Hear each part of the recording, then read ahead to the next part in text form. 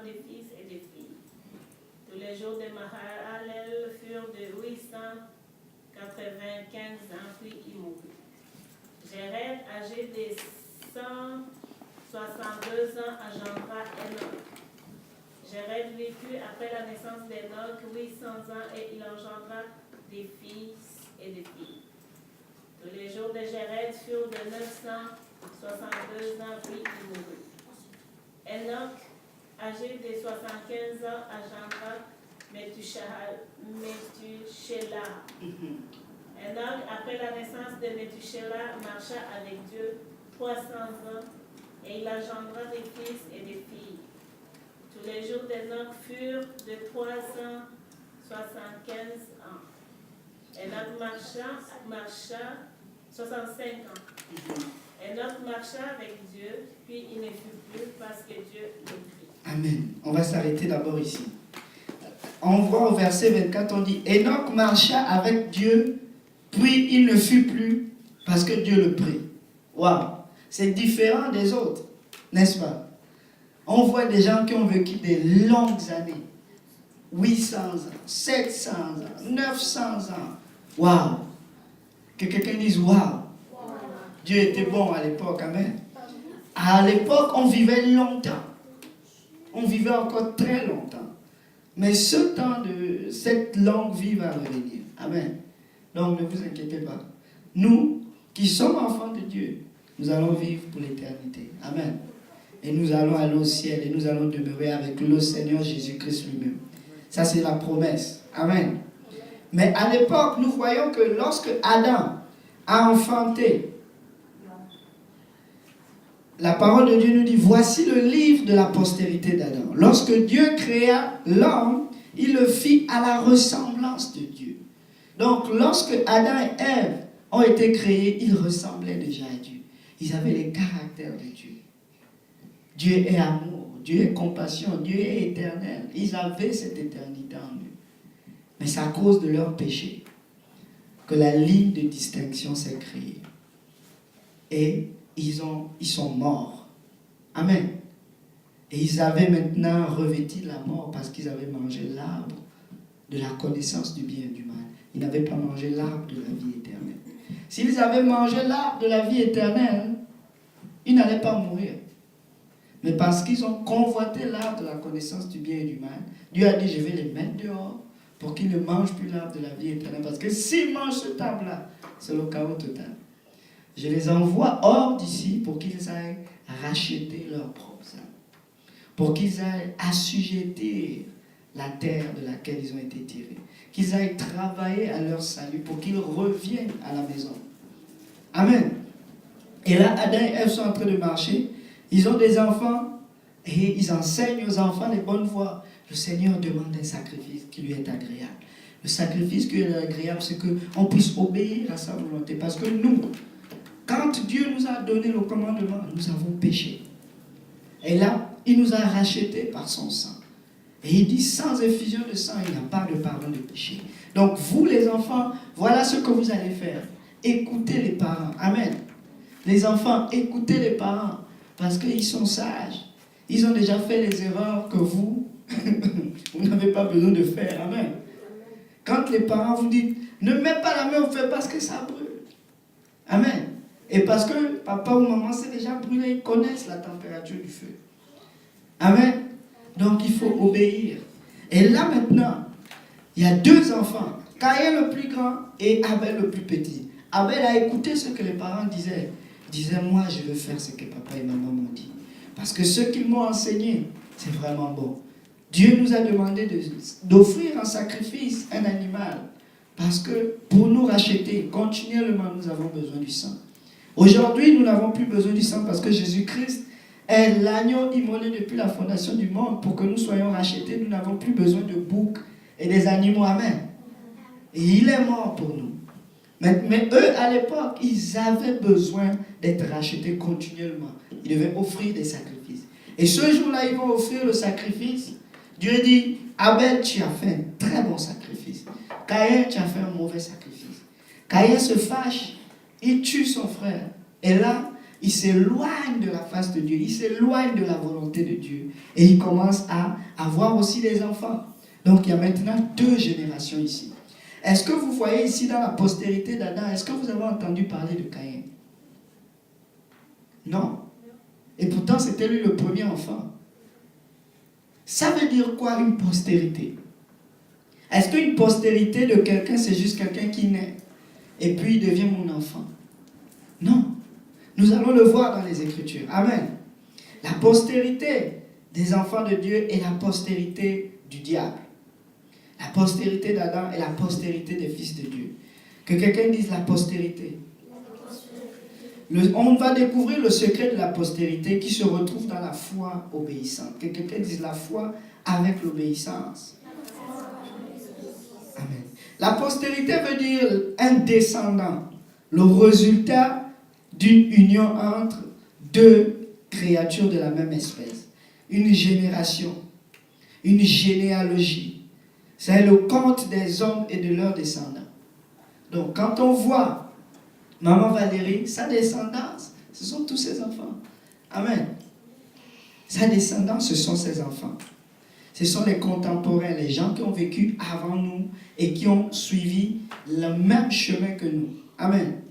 Qu'est-ce qui caractérise une postérité? Une postérité est caractérisée par une ressemblance et une similitude des traits physiques et spirituels. Pas seulement physique, mais aussi spirituel. Amen. Quand on est avec les traits de nos parents. Amen. Vous avez bien lu dans le chapitre 5, la parole de Dieu dit ceci. La postérité de Dieu a créé l'homme à son image. Mais Adam aussi a créé un homme à sa propre ressemblance. Les hommes qui sont nés d'Adam ne vivent plus éternellement. Ils ont hérité de la spiritualité de leur père. Parce que quand Dieu a créé Adam, ils étaient créés pour vivre éternellement. Mais laissez-moi vous dire, on dit, Adam, âgé de 130 ans, engendra aussi un fils à sa ressemblance. Adam était à l'image de Dieu. Mais vu qu'il avait péché, il mourait. Voilà maintenant que tous les enfants meurent. Nous avons un héritage à léguer. Amen. Si tu pratiques le bien, laisse-moi te dire, tu vas léguer l'héritage du bien à tes enfants. Amen. C'est pour cela que le Seigneur répète tous les jours. Le juste possédera le pays et sa postérité ne va jamais mourir de faim. Sa postérité va le suivre. Ça veut dire que ceux-là qui vont suivre ce que le juste va faire seront bénis. Il dit le juste et sa postérité posséderont le pays. Si tu es sauvé, toi et ta famille, vous serez sauvés. Josué dit, moi et ma maison, nous servirons l'Éternel. Donc dis à ton voisin, tu as un héritage à garder. Amen. Tu as une descendance, tu as un lendemain. Beaucoup de gens vivent parce qu'ils ne regardent pas demain. Mais nous avons un lendemain. Il y a toujours quelqu'un qui va copier ce qu'on fait. Amen. Abel a copié la bonne chose, mais Caïn n'a pas copié la bonne chose. On dit, Adam engendra un fils à sa ressemblance, selon son image, et lui donna le nom de Seth. Les jours d'Adam, après la naissance de cette fille de 800 ans, il engendra des fils et des filles. Tous les jours qu'Adam vécut furent de 930 ans, puis il mourut. Seth, âgé de 150 ans, engendra Enoch. Seth vécut après la naissance de Enoch 807 ans, il engendra des fils et des filles. Tous les jours de Seth furent de 912 ans. Enoch, âgé de 490 ans, engendra Kenan. Enoch vécut après la naissance de Kenan 815 ans, il engendra des fils des jours. Kenan, âgé, engendra aussi Malaël. Kenan aussi est mort. Malaël, âgé de tel temps, il vécut aussi, il est né, il est mort. Amen. C'est un passage obligatoire. Tout le monde doit mourir. Dis quelqu'un, tout le monde doit mourir. Alléluia. Tout le monde doit mourir. Mais il y a une particularité avec un des siens. Enoch. Enoch, âgé de 65 ans, engendra Métouchéla. Enoch, après la naissance de Métouchéla, il marcha avec Dieu 300 ans. Waouh! Lui, il a fait les choses différemment des autres. Il s'est rendu compte qu'il y avait un Dieu et il fallait marcher avec lui. Nous aujourd'hui, nous sommes dans la maison de Dieu. Laissez-moi vous dire, nous voyons ici la première preuve de l'enlèvement. La première promesse du Seigneur Jésus. Elle s'était déjà même accomplie avant que nous ne venions. Donc, dis à ton voisin, il y a de l'espoir. Si Enoch a marché avec le Seigneur Jésus pendant 300 ans, il a persévéré. Parce que la parole de Dieu dit, le malheur atteint souvent le juste. Amen. Mais l'Éternel, toujours. Donc Enoch a eu aussi des situations difficiles. Mais c'est parce qu'il a persévéré jusqu'à la fin qu'il a été sauvé. Parce qu'il a prouvé à Dieu. Pendant qu'il était en train de marcher, il était agréable en Dieu en toutes choses. Il était en accord avec Dieu. Amen. La parole de Dieu dit ceci. Marcher avec quelqu'un, ça veut dire que vous vous êtes entendu. Amen. Marcher avec Dieu, c'est être en accord avec sa parole et de pratiquer cette parole-là. Enoch a marché avec Dieu et il fut pris car Dieu, vu qu'il avait assujetti la terre et qu'il avait pris possession de sa personne. Enoch s'est dit, vous savez quoi? Je ne vais pas vivre comme tout le monde. Moi, je veux marcher avec Dieu. Je veux obéir au commandement du Seigneur. Je vais être soumis à sa parole. Quelle était la parole qu'ils avaient à cette époque-là? Ils devaient juste aimer les uns les autres. Ils devaient juste pratiquer le bien. Nous avons vu dans la postérité de Caïn que là-bas, il tuait les autres. Quelqu'un te fait du mal. Moi, je tue 2 fois parce que mon père a tué une fois. Moi, on va me venger 7. Mais ici, on n'a pas entendu que quelqu'un a tué quelqu'un. Amen. Il y avait beaucoup d'amour ici. Il y avait la crainte de l'Éternel. Amen. Que quelqu'un dit, je veux marcher avec l'Éternel. Dieu ne va pas t'abandonner. Il a dit, si tu persévères dans ton chemin, si tu persévères dans ta droiture, si tu persévères dans la prière, si tu persévères dans la soumission, si tu persévères dans la maison de Dieu, laisse-moi te dire, tu vas y arriver. Amen. Si Enoch a pu y arriver, toi tu peux y arriver. Amen. Psaume 34, verset 18. Est-ce que quelqu'un peut le lire? Psaume 34, verset 18 à 19.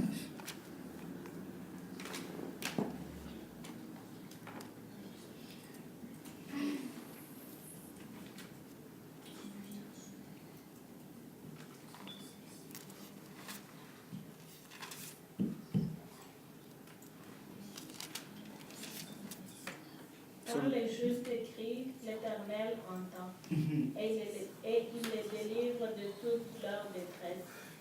L'Éternel est près de ceux qui ont le cœur brisé, et il le sauve ceux qui ont l'esprit dans l'abattement. 19 Oui, c'est celui-là. et 20. Le malheur atteint souvent le juste, mais l'Éternel en délivre toujours. À la suite. Il garde tous ses autres, aucun d'eux n'est brisé. Le malheur tue le méchant et les ennemis du juste sont châtiés. Amen. Le malheur tue le méchant et les ennemis du juste sont châtiés. Laisse-moi te dire, il y a de l'espoir. Si tu marches avec le Seigneur Jésus-Christ, même si tu es dans la souffrance, tout concourt au bien de ceux qui aiment Dieu. Dans tes épreuves, Dieu ne va pas t'abandonner. Il a dit, je ne t'abandonnerai jamais, je ne te délaisserai point. Je serai avec toi jusqu'à la fin du chemin. S'il vous plaît, amenez le micro ici, les enfants. Alléluia. Merci beaucoup. Le Seigneur va être avec nous jusqu'à la fin. Amen. Dis à ton voisin, persévère. Enoch a persévéré et le Seigneur l'a enlevé. Si nous voulons être enlevés, nous allons persévérer jusqu'à la fin dans notre chemin avec le Seigneur Jésus-Christ. Amen. Amos au chapitre 3, verset 1, nous dit ceci. Écoute cette parole que l'Éternel prononce contre vous, enfants d'Israël. Contre toute la famille que j'ai fait monter du pays d'Égypte. Je vous ai choisi, vous seuls, parmi toutes les familles de la terre. Dis, Dieu m'a choisi. Amen. C'est pourquoi je vous châtierai pour toutes vos iniquités. Au verset 3, il dit, 2 hommes marchent-ils ensemble sans en être convenus? En d'autres termes, quand tu viens dans la maison de Dieu, quand tu veux être enfant de Dieu, quand Dieu te tire des ténèbres pour te conduire à la juste lumière, à un moment donné, tu dois prendre un engagement. Amen. Deux hommes ne peuvent pas marcher ensemble s'ils ne se sont pas convenus de dire, on va marcher pas à pas au même rythme. Amen. Quand on dit que Enoch a marché avec Dieu, ça veut dire que Enoch était en accord avec la parole de Dieu. Enoch était soumis à Dieu. Enoch et Dieu, ils s'entendaient bien. Amen. Nous, comme nous sommes enfants de Dieu, nous avons la parole du Seigneur qui est devant nous. Nous devons être en accord avec sa parole si nous voulons marcher avec le Seigneur. Laisse-moi te dire, si tu veux savoir réellement si tu marches avec Dieu, regarde ta marche par rapport à la parole de Dieu. Personne ne peut déterminer si tu marches avec Dieu ou pas. Amen. Toi seul, tu peux juger ta marche avec le Seigneur. Alléluia. Alléluia. Nous allons lire encore un autre verset. Hébreux 11, verset 4, dit ceci. C'est par la foi qu'Abel offrit à Dieu un sacrifice plus excellent que celui de Caïn. C'est par elle qu'il fut déclaré juste. Que quelqu'un dise, ta justice va te déclarer. La foi détermine ta justice. Amen. Abraham a été justifié à cause de la foi. Amen.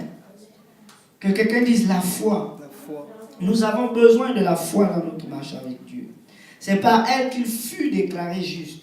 Dieu approuvant ses offrandes et c'est par elle qu'il parle encore quoique mort. C'est par la foi qu'Enoch fut enlevé pour qu'il ne vit point la mort et qu'il ne parut plus. Parce que Dieu l'avait enlevé. Car avant son enlèvement, que quelqu'un dise avant son enlèvement, il avait reçu le témoignage qu'il était agréable à Dieu. Or, sans la foi, il est impossible de lui être agréable. Amen. Que quelqu'un dise, il est impossible d'être agréable à Dieu sans la foi. Il est impossible d'être agréable à Dieu sans la foi. Car il faut que celui qui s'approche de Dieu croit que Dieu existe et qu'il est le rémunérateur de ceux qui le cherchent. Enoch a cherché Dieu. Enoch a marché avec les commandements de Dieu. Enoch a dit, je mets ma foi en Jésus-Christ. Enoch ne connaissait pas l'enlèvement, mais il a cru en Jésus-Christ. Et il a marché, il a été enlevé. Amen. Nous aussi, nous pouvons être enlevés. L'ennemi veut voler notre foi. Tous les jours, notre combat, c'est le combat spirituel. Combat le bon combat de la foi. Garde la foi. Amen. En d'autres termes, garde la parole de Dieu. Garde la parole de Dieu. Quand tu pratiques la parole de Dieu, tu es en train de garder ta foi. Quand tu es en train de mettre en pratique la justice, la droiture, laisse-moi te dire, tu es en train de garder ta foi. L'ennemi va venir avec le mensonge, avec la séduction, avec la convoitise, avec la confusion. Mais laisse-moi te dire, garde tes regards en Jésus-Christ. Persévère dans ce que tu fais. On dit, Paul le dit dans le livre de Corinthiens, je vous rappelle, frère, l'évangile que j'ai reçu, que je vous ai annoncé, tel, si vous le gardez, tel qu'il a été annoncé. Sinon, vous auriez cru en vain. Laissez-moi vous dire que lorsque tu ne gardes pas l'évangile, la bonne nouvelle du salut, que Jésus-Christ est mort pour moi, Jésus-Christ a été enseveli pour moi, Jésus-Christ est ressuscité, moi aussi je dois être ressuscité. Moi aussi je dois mourir chaque jour à ma propre volonté pour servir la volonté du Seigneur. Moi aussi je vais prêcher cette bonne nouvelle-là. C'est pour cela que je disais tantôt, quand vous priez, vous ne priez pas seulement pour vous, priez aussi pour les autres. Parce que c'est comme ça que vous êtes en train de garder votre foi. Parce qu'en priant pour les autres, vous êtes en train de prier pour vous-même en ce moment. En intercédant, en travaillant pour Dieu, vous êtes en train de travailler pour votre salut. Parce que celui qui ne travaille pas ne mange pas. Amen. Le laboureur recevra son salaire en travaillant. Et laissez-moi vous dire, un laboureur mange le fruit de son travail. C'est pour cela que Dieu lie notre salut avec le travail dans sa maison. Les sacrificateurs sont nourris par le sacrifice qu'ils font tous les jours. S'il n'y a pas des personnes qui viennent offrir des sacrifices, les sacrificateurs ne mangent pas. Si un sacrificateur décide de dire « aujourd'hui je ne sacrifie pas », mais il ne mange pas. En fait, notre salut est déterminé en fonction du service qu'on va rendre à notre prochain. Et c'est ça la foi. Et c'est ce que nous devons garder. Donc il est très important, quand on vous dit évangélisation, allez-y évangéliser. Étude biblique, écoutez l'étude biblique, mais partagez aussi cette étude biblique à quelqu'un. Amen. Parce que en faisant ainsi, vous êtes en train de sauver votre âme et vous êtes en train de garder votre foi. Amen. Dis à ton voisin, il faut faire quelque chose dans la maison de Dieu. Nous voyons, les autres sont morts, les autres de la même famille. Ils ont vécu, ils ont eu des enfants, ils ont vécu pour les choses du monde. Mais nulle part on dit, quelqu'un s'est décidé de marcher avec Dieu. Il a marché avec Dieu la plus longue partie de sa vie, 300 ans. Et il n'est pas mort, il est parti tôt, avant les autres. Parce que Dieu trouva qu'il était agréable à ses yeux.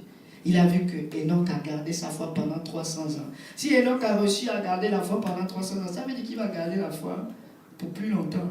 Ça sert à quoi qu'il reste sur la terre? Il a fait ses preuves, on part. C'est la même chose. Des fois, certaines personnes vont mourir plus vite que les autres parce que Dieu attribue une durée de vie à chacun d'entre nous. Et il dit, toi, je vais te donner 20 ans. Toi, je vais te donner 30 ans, 50 ans. Mais pendant ces 50 ans-là, est-ce que tu as gardé ton témoignage agréable devant ton Dieu? Est-ce que ta marche était agréable au Seigneur? Amen. Pensons-y. Nous voyons les prérequis de notre salut. Notre salut est déterminé par notre foi en Jésus-Christ. Et notre foi est manifestée lorsqu'on met en pratique la parole de Dieu. Croire ne suffit pas. Amen. Nous pouvons croire, mais la croyance ne suffit pas. La croyance avec la pratique, c'est ce qui détermine si on a vraiment la foi ou pas. La croyance avec l'application de la parole de Dieu, c'est exactement ce que Dieu attend de nous. Amen. Caïn a offert un sacrifice. Amen. Parce qu'il croyait que Dieu attendait un sacrifice. Mais son sacrifice n'était pas égal à la parole de Dieu. Son sacrifice était rejeté. Il n'était pas agréable, il n'était pas favorable. Dieu ne jeta point un regard favorable.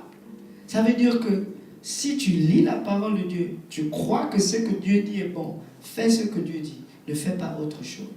Parce qu'au moment où tu commences à faire autre chose, Dieu ne te trouve plus agréable. Tu es hors de la volonté de Dieu. Et pourtant, tu fais la bonne chose. C'est pour cela que vous allez voir, il y a des églises, amen, qui sont partout. Il y a tout type d'églises. Mais ce ne sont pas toutes les églises qui vont être sauvées. Pourquoi nous pensons que nous allons être sauvés? Parce que nous savons que nous sommes bâtis sur le fondement des apôtres. Amen. Notre foi est bâtie sur le fondement des apôtres. Nous allons prêcher la bonne nouvelle. Nous allons vivre la sanctification. Et nous allons prêcher la bonne nouvelle du Seigneur Jésus-Christ.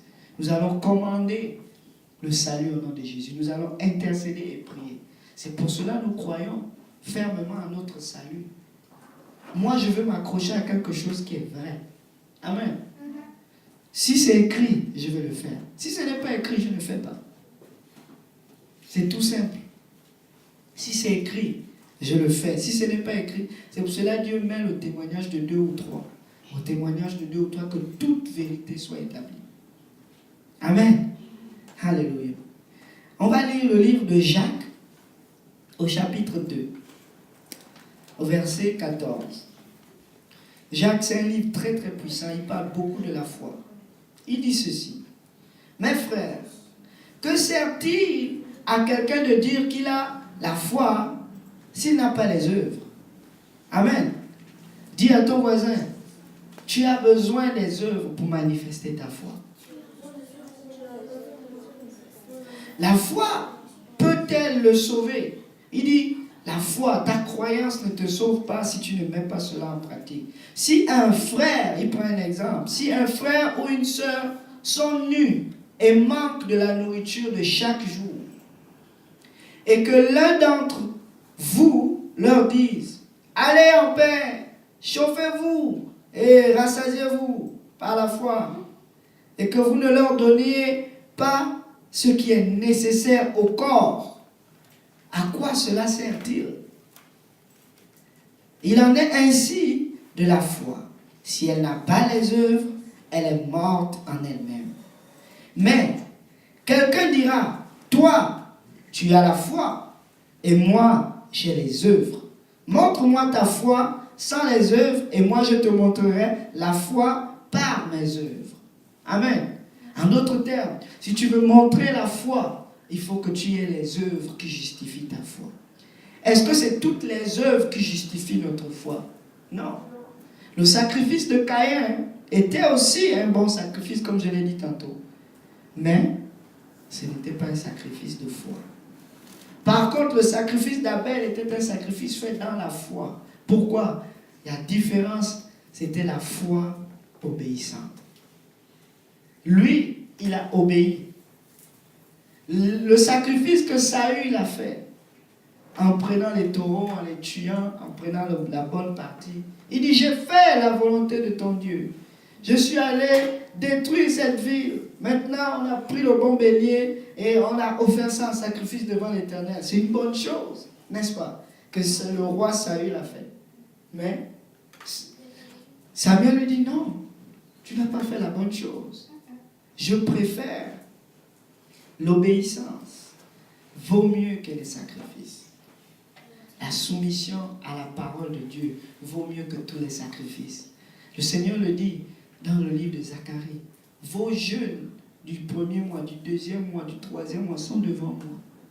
Mais le jeûne qui m'est agréable, c'est si vous mettez en pratique ma parole. Je ne vous demande pas de ne pas jeûner, c'est très bien. Ça vous donne la sensibilité spirituelle, ça purifie votre corps, ça vous rapproche du Seigneur Jésus-Christ. Mais allié à ce jeûne-là, l'amour, la compassion, la grâce, la miséricorde, laissez-moi vous dire, c'est ce que Dieu attend de nous. Il dit, faites au-delà de ce que les pharisiens et les sadducéens ont fait. Ils connaissaient la parole de Dieu, mais ils ne la mettaient pas en pratique. À l'extérieur, ils étaient propres, mais à l'intérieur, ils étaient sales et souillés. Mais nous, il nous dit, nettoyez le dehors et le dedans de la coupe. Comme ça, votre sacrifice sera agréable. La foi seule, la croyance seule ne suffit pas, mais ça prend aussi les œuvres. Amen. Dis à ton voisin, tu as besoin des œuvres de la foi. Alléluia. Mais quelqu'un dira, toi tu as la foi et moi j'ai les œuvres. Montre-moi ta foi sans les œuvres et moi je te montrerai la foi par mes œuvres. Tu crois qu'il y a un seul Dieu? Il dit, tu fais bien. Qui croit qu'il y a un seul Dieu ici? Alléluia. Nous croyons tous que Jésus-Christ est le Dieu véritable. Amen. Que Dieu a envoyé le véritable. Et nous connaissons le véritable. Jésus-Christ, le Fils de Dieu, c'est lui qui est le Dieu véritable. Amen. Nous le croyons. Mais ça ne suffit pas. Tu fais bien. Les démons le croient aussi. Donc les démons aussi ont la croyance. Amen. Tout le monde croit à quelque chose. Il dit, les démons le croient aussi. Et ils tremblent. La différence entre les démons et les enfants de Dieu, c'est parce que les enfants de Dieu se réjouissent à la parole de Dieu et les démons tremblent. David, il dit, je suis content, Seigneur. Ta parole de Dieu est plus précieuse. Ta parole est ma lumière. Je suis plus intelligent que les princes parce que je garde ta parole dans mon cœur. Amen. Mais un démon, quand il entend la parole de Dieu, il commence à trembler. Il dit, oh Seigneur, je suis fini. Quand les démons voyaient Jésus, il dit, hey, qui es-tu? Tu es encore venu pour nous persécuter. Et il les chassait, il les menaçait, tout de suite ils sortaient. Mais alors que quand Jésus rencontrait ceux-là qui aimaient Dieu, ils étaient contents d'être dans sa présence. Amen. C'est ça la différence entre la postérité que Dieu attend et la postérité de l'ennemi. La postérité de Satan va trembler. La postérité des enfants de Dieu, ils sont dans la victoire. Amen. Il dit, veux-tu savoir, ô homme vain, que la foi sans les œuvres est inutile. Abraham, même notre père Abraham, ne fut-il pas justifié par les œuvres lorsqu'il offrit son fils Isaac sur l'autel? Pourquoi Dieu a donné à Abraham à confirmer les promesses à Abraham? Parce qu'il a demandé à Abraham un sacrifice. Amen. Il a demandé quelque chose qui allait coûter. Il a dit à Abraham, prends ton fils, ton meilleur, celui que tu aimes. Il a précisé. Parce qu'Abraham aurait pu prendre n'importe qui là-bas. Il avait tellement d'enfants, il avait dit, bon, lui là, il me traite trop mal ici.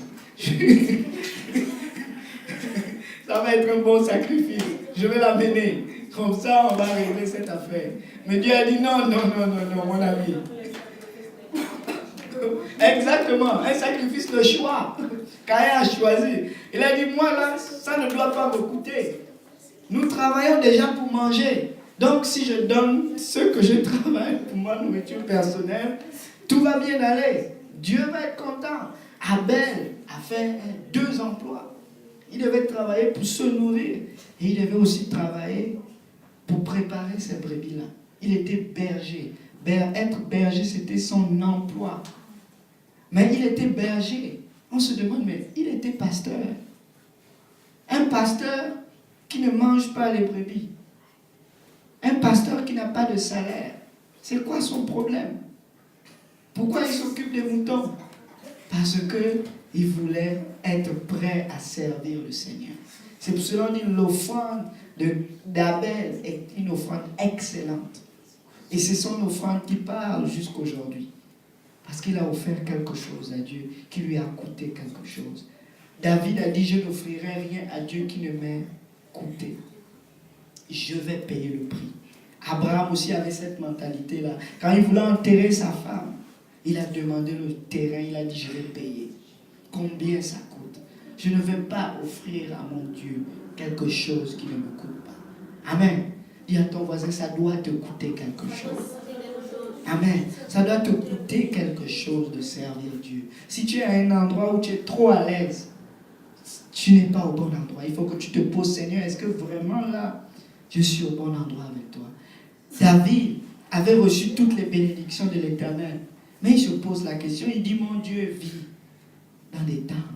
Je veux bâtir une maison à l'Éternel. Amen. Dis à ton voisin, je vais bâtir une maison à l'Éternel. Il n'était pas satisfait de ce qu'il était capable d'offrir à Dieu. Il voulait plus. C'est pour cela les promesses qu'on a données à David sont... Il a traversé, pasteur Kauzi disait que David a traversé toutes les alliances. La grâce que nous on a aujourd'hui, là, le pardon des péchés, David l'a eu depuis. Il a commis le meurtre, l'adultère, il a tout fait. À l'époque, on devait les lapider. Mais David était un adorateur. Il faisait extra, toujours extra. Mais laisse-moi te dire, quand tu fais extra avec Dieu, Dieu fait extra. David a mangé les pains de la maison de Dieu que personne n'est supposé manger. Il n'a pas été frappé. Mais les autres devaient déjà être morts depuis. C'est parce qu'il faisait toujours extra. Il faisait toujours au-delà. Au-delà de ce que Dieu attend. Si Dieu te demande de prier, mais passe plus de temps dans la présence de Dieu. Vous savez pourquoi Josué était celui qu'on a choisi en second? Parce qu'il faisait aussi extra. Quand Moïse allait sur la montagne, Josué était derrière lui. Quand Moïse allait dans le temple, là où la gloire de Dieu rayonnait sur Moïse, laissez-moi vous dire, il y a quelqu'un qui demeurait dans ce temple-là. C'était Josué qui demeurait dans le temple. Il restait dans la présence de Dieu. Il faisait extra. Et Dieu ne choisit que ceux-là qui font extra avec lui. Amen. Dis à ton voisin, tu dois faire l'extra. Croire ne suffit pas, mais faire suffit. Au-delà de la croyance. Le diable aussi croit, mais le diable ne fait pas ce que Dieu veut. Mais nous, les enfants de Dieu, si nous croyons, faisons ce que Dieu veut. Amen. Alléluia. Il dit ici, tu vois que la foi agissait avec ses œuvres et que par les œuvres, la foi fut rendue parfaite. Si tu veux rendre la foi parfaite, pratique les œuvres de la parole de Dieu. Ainsi, au verset 23 de Jacques, chapitre 2, ainsi s'accomplit ce que dit l'Écriture. Abraham crut à Dieu et cela lui fut imputé à justice. En d'autres termes, Abraham il a cru en Dieu et il a mis en pratique la parole de Dieu et il a été justifié. Nous, enfants de Dieu aujourd'hui, si nous croyons en Jésus-Christ et que nous nous faisons baptiser en son nom, nous allons être sauvés. Amen. Ça prend une action. C'est un principe. Et cela lui fut imputé à justice et il fut appelé ami de Dieu. Un ami, c'est quelqu'un de proche, c'est quelqu'un d'agréable, c'est quelqu'un avec qui on veut passer du temps. Quand Dieu voulait aller sauver la ville de Sodome et Gomorrhe, il est passé par qui? Abraham. Avant d'aller dans cette ville. Parce que c'était son ami. Il pouvait compter sur lui. Moi, je veux que Dieu compte sur moi. Amen. Je veux que Dieu compte sur moi. Je veux faire quelque chose extra pour que quand Dieu a besoin de cette chose, il doit me trouver. Il dit, qui enverrai-je? Esaïe dit, moi, Seigneur, envoie-moi. Je suis disponible. Moïse était quelqu'un qui faisait extra. Il dit, Seigneur, efface même mon nom du livre de vie si tu ne sauves pas le peuple. Est-ce qu'il y a quelqu'un qui va faire extra pour le Seigneur Jésus? Amen. Vous les enfants, faites extra à la maison. Les enfants les plus appréciés de la maison, ce sont ceux-là qui font les extra services. Tu vois, l'enfant, il lave les assiettes. Quand maman l'envoie, il part, il est toujours obéissant. C'est celui-là à qui on donne les clés de la maison. C'est celui-là à qui on donne l'argent pour les autres frères. Amen. On dit, bon, qui va s'occuper de la popote? Ben, c'est l'extra. On ne choisit pas le plus grand dans la maison. On choisit l'obéissance. Amen. Tout le monde a des parents. Mais même dans la même famille, on n'a pas le même niveau d'amour. Même nous, les parents charnels, on dit, toi là, je ne t'envoie pas. Si je t'envoie, tu vas aller vendre mon argent. Tu ne vas pas aller acheter l'eau que je t'envoie acheter. Tu vas aller faire autre chose avec ça. Amen. Je préfère donner à celui à qui j'ai confiance. À chaque fois qu'on va vouloir envoyer tel ou tel, c'est le plus obéissant. La foi avec l'obéissance, c'est la foi parfaite. Amen. Alléluia. Vous voyez que l'homme, au verset 24, est justifié par les œuvres et non par la foi seulement. Rahab, la prostituée, ne fut-elle pas également justifiée par les œuvres lorsqu'elle reçut les messagers et qu'elle les fit partir par un autre chemin? Comme le corps sans âme est mort, de même, la foi sans les œuvres est morte. Est-ce que la parole de Dieu se contredit? Parce que dans un autre passage de la Bible, on dit, Éphésiens 2, 8 dit ceci. Car c'est par la grâce que vous êtes sauvés, par le moyen de la foi. Et cela ne vient pas de vous, que quelqu'un dise de moi. Cela ne vient pas de vous. Cela ne vient pas de vous, c'est le don de Dieu. Ce n'est point par les œuvres afin que personne ne se glorifie. Bon, là on dit c'est par la foi. L'autre réclame la foi avec les œuvres. Et l'autre dit, ce n'est pas les œuvres. Est-ce que la parole de Dieu se contredit? La parole de Dieu ne se contredit pas. Il y a œuvre de Dieu et œuvre de l'homme. Amen. Il y a le sacrifice d'Abel et il y a le sacrifice de Caïn. L'un est agréable parce que c'est la volonté de Dieu. L'autre est désagréable parce que c'est la volonté de l'homme. C'est pour cela qu'on dit, la chair peut faire des choses. Amen. La chair peut chanter. La chair sait danser. La chair peut jouer au piano, aux instruments. Mais l'onction est donnée à celui-là qui passe du temps dans la présence de Dieu. L'onction va être avec celui-là qui prie. L'onction va être avec celui-là qui demeure dans la présence du Seigneur. Amen. L'onction, c'est Dieu qui donne. C'est Dieu qui va mettre l'onction dans la vie de quelqu'un. Amen. Je veux avoir l'onction du Seigneur. Je veux avoir l'œuvre que le Seigneur veut. Le sacrifice de Caïn était une œuvre comme l'œuvre d'Abel. Mais c'est l'œuvre d'Abel qui fut agréée, car Abel avait fait son sacrifice selon la volonté de Dieu. Les œuvres des hommes ne sont pas prises en compte dans le salut, mais ce sont les bonnes œuvres que Dieu a préparées d'avance pour nous, que nous devons mettre en pratique, qui est requis pour que nous soyons sauvés. Amen. Et qu'est-ce que Dieu nous demande? Il dit, allez et faites de toutes les nations mes disciples. Celui-là qui croira et qui sera baptisé sera sauvé, mais celui qui ne croira pas sera condamné. La condamnation vient tout simplement parce que tu ne mets pas en pratique la parole qui a été annoncée. Et nous qui sommes enfants de Dieu, notre mission, c'est d'annoncer la bonne nouvelle. C'est d'annoncer la parole de Dieu, c'est de pratiquer la parole de Dieu. Le livre de Michée, au chapitre 6, que quelqu'un doit toujours marquer ça dans sa Bible ou bien quelque part. Que ce soit une récitation pour un enfant de Dieu. Michée, chapitre 6, verset 7 dit ceci. L'Éternel agréera-t-il des milliers de béliers, des myriades de torrents d'huile? Donnerai-je pour mes transgressions mon premier-né, pour le péché de mon âme, le fruit de mes entrailles? On t'a fait connaître, ô homme, ce qui est bien et ce que l'Éternel demande de toi. C'est que tu pratiques la justice, que tu aimes la miséricorde et que tu marches humblement avec ton Dieu. C'est ce que Dieu attend de nous. Dieu n'attend pas nos sacrifices. Amen. Les sacrifices que tu peux offrir, Dieu n'attend pas cela. Mais Dieu attend que tu pratiques le sacrifice qu'il te demande. La soumission, l'obéissance, la pratique de sa parole. Je ne sais pas si c'était Marie qui a dit, heureux, la mère qui a enfanté, c'est Jésus. Il disait non, heureux celui qui écoute et qui met en pratique ses paroles. Tout ne suffit pas d'être dans la maison de Dieu. Amen. Mais le plus important, c'est que quand tu es dans la maison de Dieu, tu mets en pratique sa parole. Quand tu es dans la maison de Dieu, tu fais ce qui est agréable au Seigneur. Parce qu'à la fin, le jugement de l'Éternel commence dans sa maison. Et pourtant, la parole de Dieu dit, nous qui sommes en Christ, nous ne sommes point jugés. Mais qu'est-ce que Dieu attend?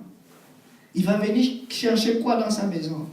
Dieu a mis des œuvres, des bonnes œuvres devant nous que nous devons pratiquer.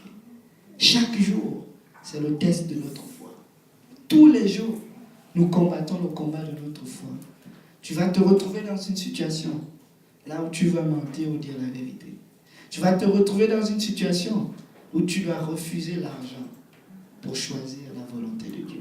Tu dois te retrouver dans une situation où tu vas dire non au plaisir de la chair pour faire la volonté de Dieu. Et Dieu nous met à l'épreuve. Il envoie le tentateur. La tentation, c'est éprouver quelque chose pour voir sa véracité.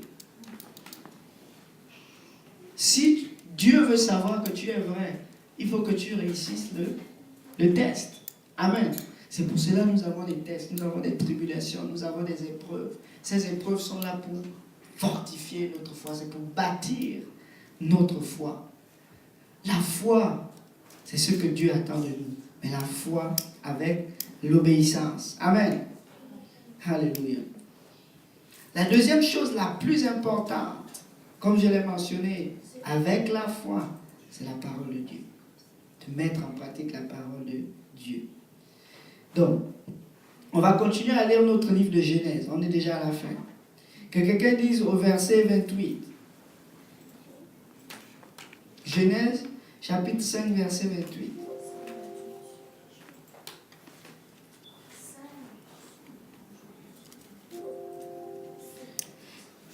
Quelqu'un a le trouvé? Genèse 5, 28. Oui. Lémec, âgé de 182 ans, engendra un fils et lui donna le nom de Noé, en disant, celui-ci nous consolera de nos fatigues et du travail pénible de nos mains, provenant de cette terre que l'Éternel a maudite. Lémec vécut, après la naissance de Noé, 595 ans, et il engendra des fils et des filles. Tous les jours de Lémec furent de 777 ans, puis il mourut. Noé, âgé de 500 ans, engendra Sem, Cham et Japheth. Alléluia. Là, on passe à la partie la plus intéressante. Amen. La partie de Noé. Waouh. La postérité d'Adam, ceux-là qui connaissent Dieu, ceux-là qui mettent en pratique la parole de Dieu, on arrive à un moment où on rencontre Noé. Tout le monde connaît Noé, amen. Qui ne connaît pas Noé? Quand Dieu choisit le salut d'une ville, de l'humanité entière, il va chercher la postérité des enfants de Dieu. Amen. Genèse chapitre 6, verset 1 jusqu'au verset 3. Lorsque les hommes eurent commencé à se multiplier sur la face de la terre, et que les filles leur furent nées, les fils de Dieu virent que les filles des hommes étaient belles, et ils en prirent pour femmes parmi toutes celles qu'ils choisirent. Alors l'Éternel dit, « Mon esprit ne contestera pas toujours avec l'homme, car l'homme n'est que chair, et ses jours seront de 120 ans. » Ça, c'est une partie qui est souvent... Oh, il y a eu des géants, il y avait les anges. Les anges sont venus sur la terre, ils ont vu que les enfants des hommes étaient beaux. Ils ont commencé à faire des enfants avec eux, il y avait les géants. Moi, je dis c'est faux. Amen. Dieu a dit, chaque créature qu'il a créée avait sa semence en elle. Amen. Un pommier ne va produire que des pommes. Amen. Un être humain ne va faire des enfants que des êtres humains. Les anges n'enfantent pas. Les anges n'ont pas d'enfants. Mais ici, quand on parle des fils de Dieu, des fils des hommes, c'est tout ce que je vous ai raconté au début, en disant, ceux-là qui pratiquent la parole de Dieu et qui vivent selon les commandements du Seigneur, c'est ceux-là qui sont appelés les fils de Dieu. Mais les fils des hommes, c'est ceux-là qui ne marchent pas selon la volonté de Dieu. Et le Seigneur le dit, vous n'êtes pas de la postérité d'Abraham, parce que vous voulez faire la volonté de votre père. Il dit non, nous sommes de la postérité d'Abraham. Le Seigneur est en train de discuter avec les pharisiens et les sadducéens. Il dit non, nous sommes de la postérité d'Abraham. Il dit si vous étiez de la postérité d'Abraham, vous n'allez pas vouloir me tuer. C'était qui le Père? C'était qui le Créateur? C'était Dieu. Mais Dieu les catégorisait entre le Père, Satan qui est le menteur, le destructeur, et Dieu qui était le Père de ceux-là qui font sa volonté. C'est pour cela quand on a retracé la lignée d'Adam, nous n'avons pas vu Caïn dedans. Et pourtant il était né d'Adam et Ève. Amen.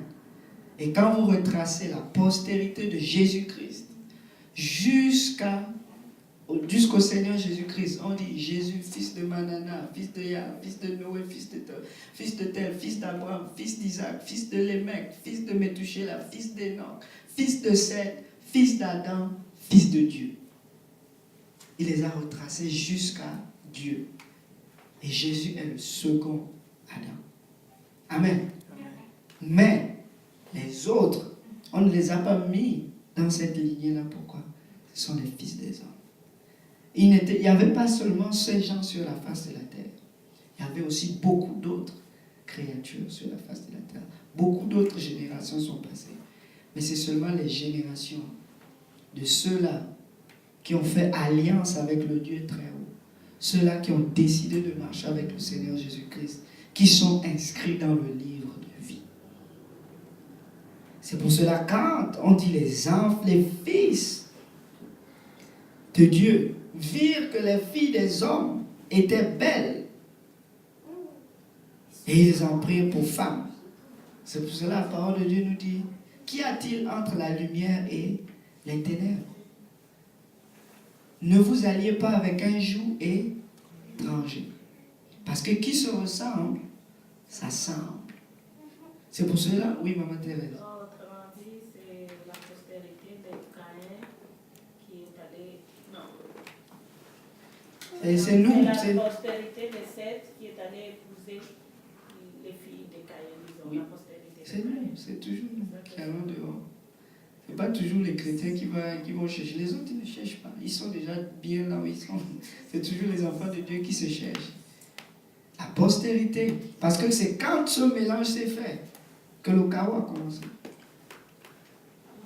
On lit la suite. On dit au verset 4, les géants étaient sur la terre en ce temps-là, Après que les fils de Dieu furent venus vers les filles des hommes et que leur eurent donné des enfants, ce sont ces héros qui furent fameux dans l'Antiquité.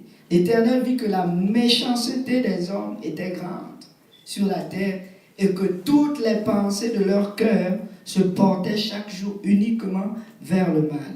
L'Éternel se repentit d'avoir fait l'homme sur la terre. Il fut affligé en son cœur. Imaginez-vous Dieu affligé dans son cœur. Il est triste parce qu'il voit ses enfants en train de se mélanger avec les enfants des autres. Il est attristé. Il fut attristé en son cœur. Et l'Éternel dit, j'exterminerai de la face de la terre l'homme que j'ai créé, depuis l'homme jusqu'au bétail, aux reptiles et aux oiseaux du ciel, car je me répands de les avoir faits. Mais Noé trouva grâce aux yeux de l'Éternel. Voici la postérité de Noé. Dieu a dit, je vais tout recommencer parce qu'ils se sont mélangés. Je vais arrêter ici.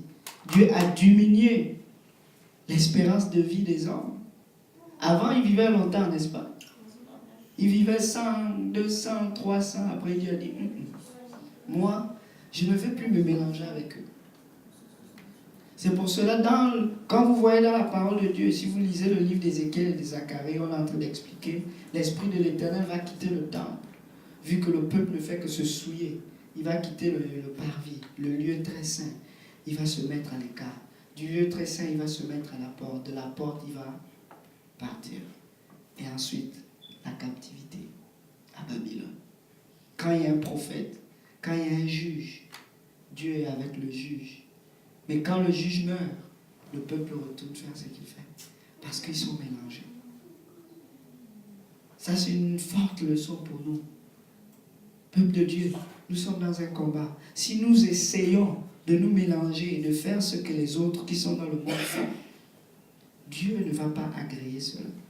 Nous allons, en d'autres termes, opprimer l'Esprit de Dieu qui habite en nous. Parce que les désirs de la chair, c'est la mort. Mais les œuvres de l'Esprit, c'est la vie. Amen. Donc, si on commence à faire ce que tout le monde fait, le peuple d'Israël avait pour Dieu le seul vrai Dieu.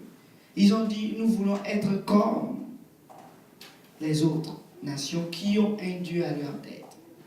Et là, Dieu a dit, ce n'est pas toi qui le rejettes, mais c'est moi qui le rejette. Fais ce qu'ils veulent. Et c'est là où le déclin d'Israël aussi a commencé. Jusqu'à ce qu'ils se sont séparés avec Salomon.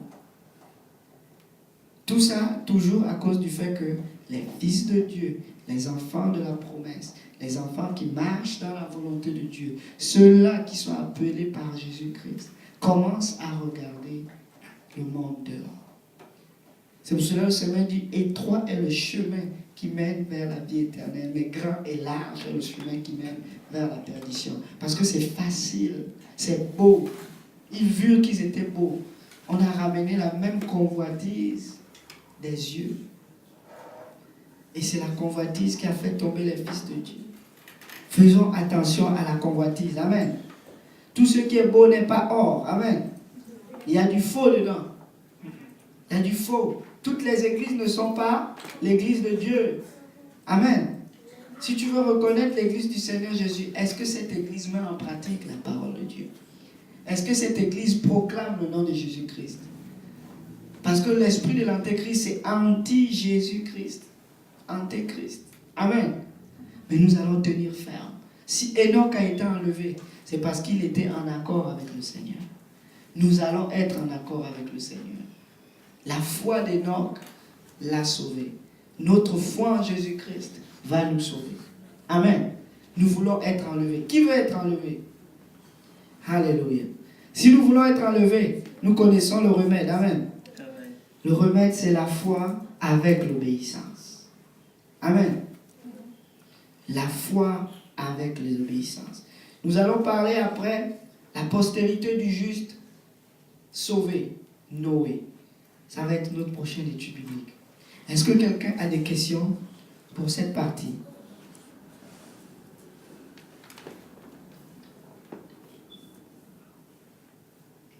Quelqu'un a des questions?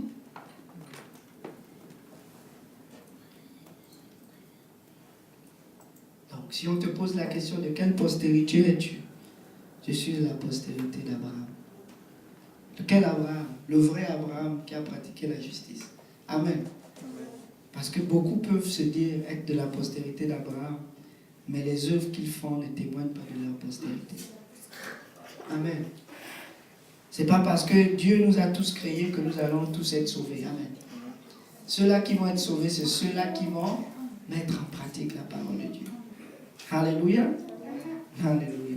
S'il n'y a pas de questions, nous allons prier que le Seigneur fasse de nous cette postérité qu'il attend de nous.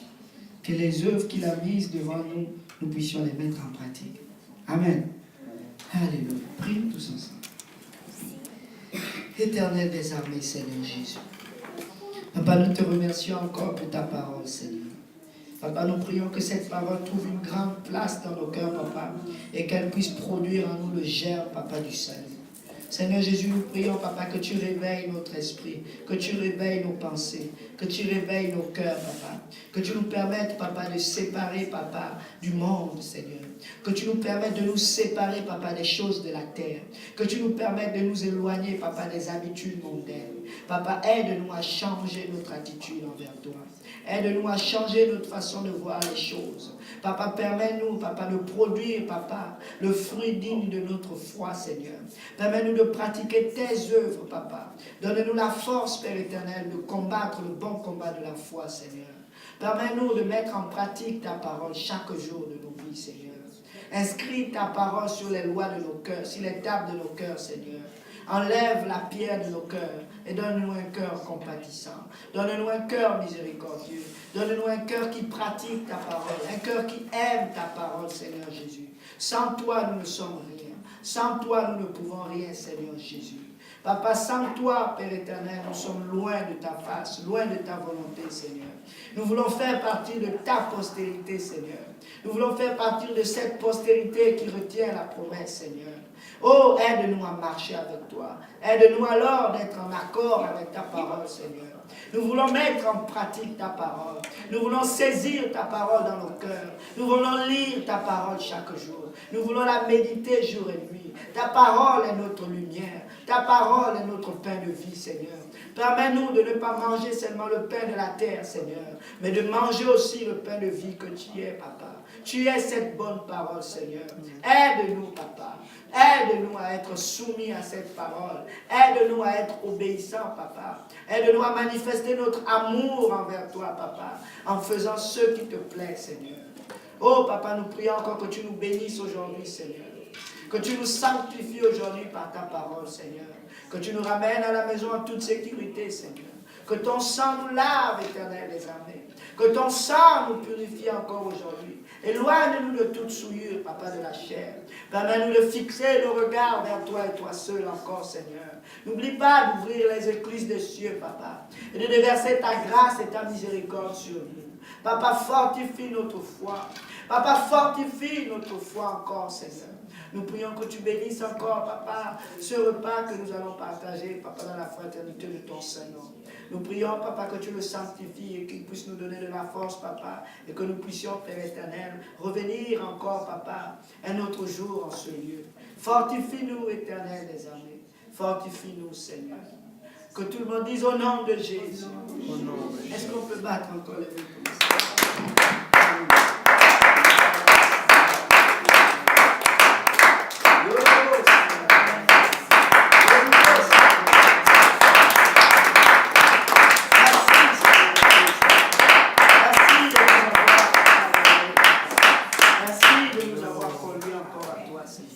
Papa, nous plaidons ton sang sur chacun de nous. Au nom de Jésus.